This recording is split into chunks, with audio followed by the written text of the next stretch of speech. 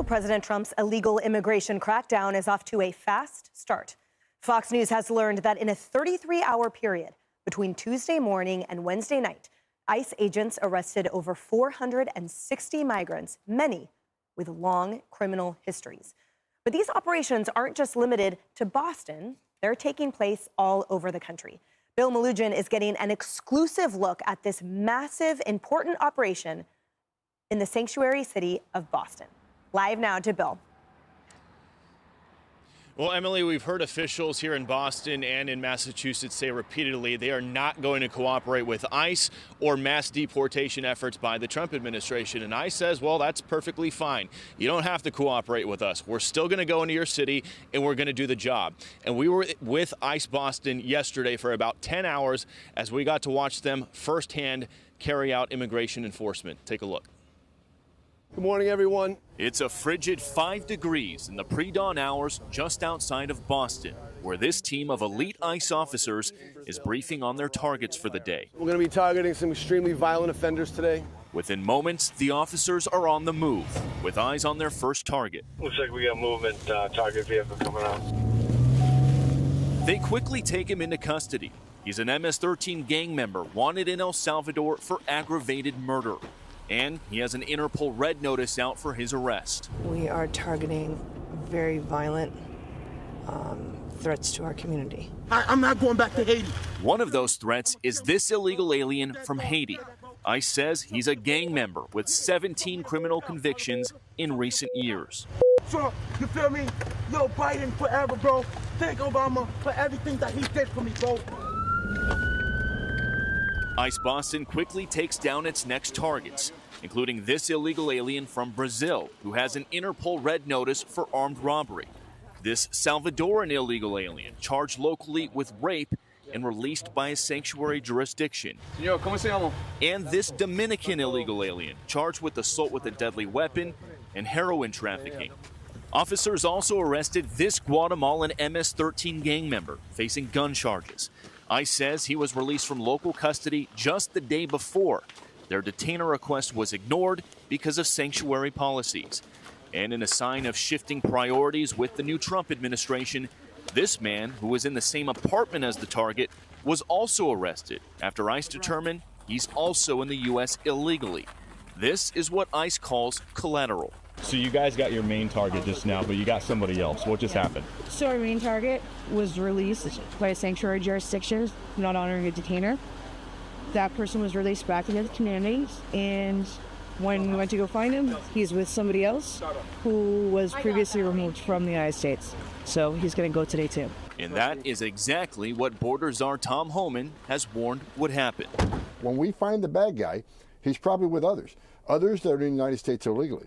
They may not be a criminal priority, but we're not walking away from them. ICE Boston says they will continue to go into sanctuary jurisdictions and do their job. Today was a good day. Today we took several significant public safety threats out of our communities.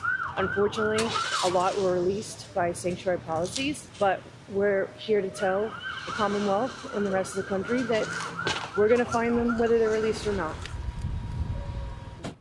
And guys, a quick note on some of the blurring we did in that story. We decided to hide the faces of the ICE officers, obviously, because a lot of them work undercover.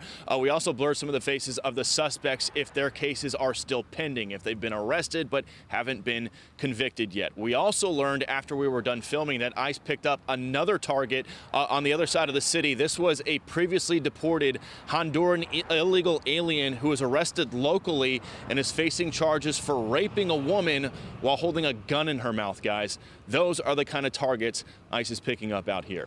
We'll send it back to you. Bill Melugin, thank you. Kaylee, an absolutely frightening collection of individuals. Took 33 hours to get 461 out of the way. Amazing what a little bit of leadership, a little bit of gumption, and the mandate from the American people can do. And Emily, we were sitting there watching this, and you said 18 convictions for that Haitian individual. I mean, we were stunned to hear him say, bleep Trump. Thank you, Biden. Thank you, Obama. Biden forever, bro. Pay attention to what he is saying.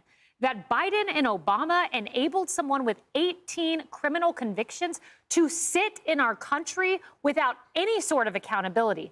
There's a lot of people they need to add to that list. Mr. Haitian migrant, criminal who's no longer going to be here. Add Michelle Wu, the mayor of Boston.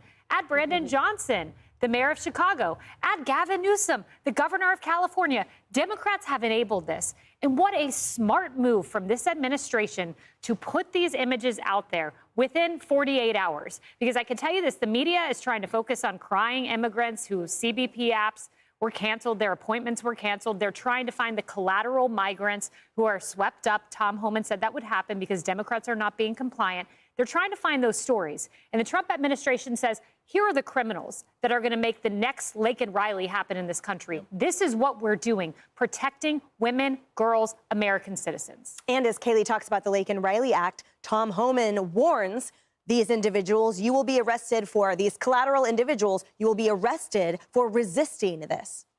Yeah, you know, we do need to take a good look at the first law they broke, though. Because that is really the problem. They came into this country illegally. And the last administration wanted to legalize their illegal behavior and just turn them into our neighbors. And that's how these people have gotten to the point where, well, can we vote too? Eric Adams, don't forget what he said when he was a candidate before he decided he might need Trump to clean up this mess that he and the governor of New York have put on the citizens here in the state with illegal immigration. He said, oh, I'll see if you can vote, even if you're not here legally. So can we all just agree that when you break our law of sovereignty at the border, it counts, it matters, and they are going after the most violent among them and the criminals. And if they sweep up some, as you said, Kaylee, I believe, look, they're not playing ball with ICE, but they're also sweeping up people because those people are with the illegal guys who are committing the violent crimes because they're here illegally too. I can't say that enough. And does that mean that everybody gets pushed out? What it ought to mean is everybody at least gets vetted. Trace, I want to talk to you about something specific having to do with California. So we know that ICE issued over 420 detainers, which means that they demand to be notified when a national is released from custody.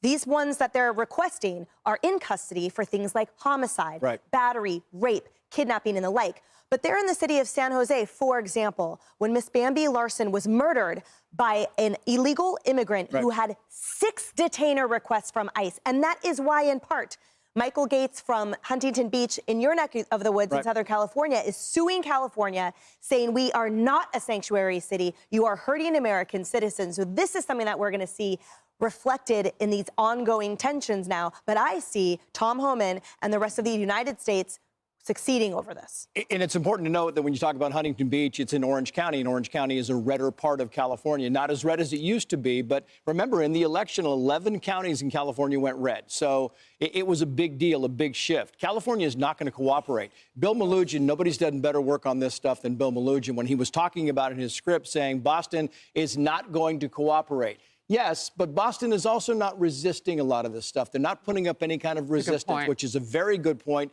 because even Eric Adams is saying, you know what, we're gonna play ball. He has to. We're gonna play ball, and even Denver, we're gonna play ball a little bit. California's not there yet. California is pushing back, saying we are going to resist, we are going to protect. Chicago is saying we are going to protect our people. But you can see as they start seeing these images of MS-13 members and gang members being gathered up and sent to their home countries, you're going to see more public opinion come out and say, this is what we need. It's not Alexandria Ocasio-Cortez saying they're deporting legal people. It's not what's happening. They are reporting the worst of the worst like they said they would do. That's why the protection of the people means complying with ICE and actually helping this rather than resisting.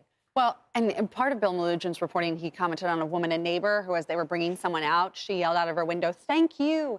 This is what people voted for. We talk about Laken Riley and protecting the next Laken Riley. This was such a concern of so many Americans, women, moms, families, that their communities had just been turned into crime scenes because of these open border policies. And so I think that was, to me, just really crystallized a promise made and a promise being kept.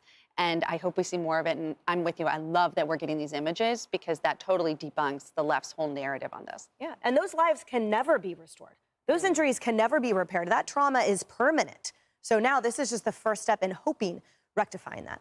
Hey everyone, I'm Emily Campagno. Catch me and my co-hosts Harris Faulkner and Kaylee McEnany on Outnumbered every weekday at 12 p.m. Eastern, or set your DVR. Also, don't forget to subscribe to the Fox News YouTube page for daily highlights.